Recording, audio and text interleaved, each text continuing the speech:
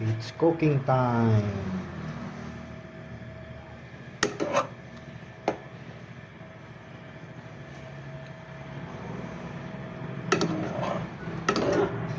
Cook na naman tayo, mga viewers.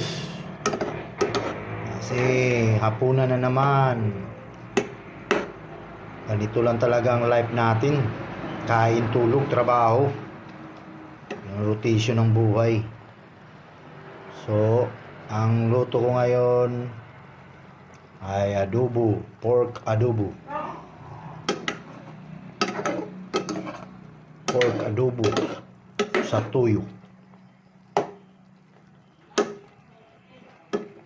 Tikman natin kung okay na ba yung timpla.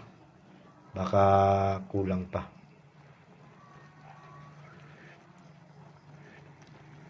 Hop.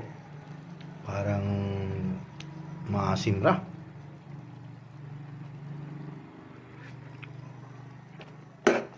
Yung sobrang asim. Dagdagan natin ng tubig. Yung sobrang asim lang.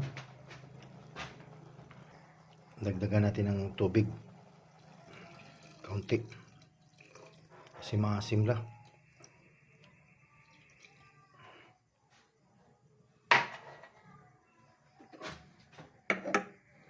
Saka kulang pa din sa lambot. Mas maganda yung malambot talaga. Hintayin na natin kumulo. Tapos lakasan natin yung apoy. Lakasan natin ng konti para kumulo agad. Yan. Hintayin na lang natin mga viewers pagkulo niyan. Saka titikman natin ulit. Oh, ito na. Kumulo na kagad. Ang bilis. Sa lakasan lang yung apoy, mabilis ang kumulo.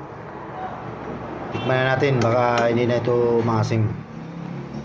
Nasobra yung paglagay ng suka. Yun. Lasang adobo na. Okay na siya.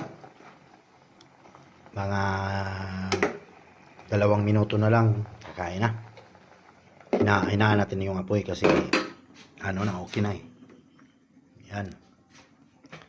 So yan mga viewers. Tapos na naman akong nagluto. Bye bye.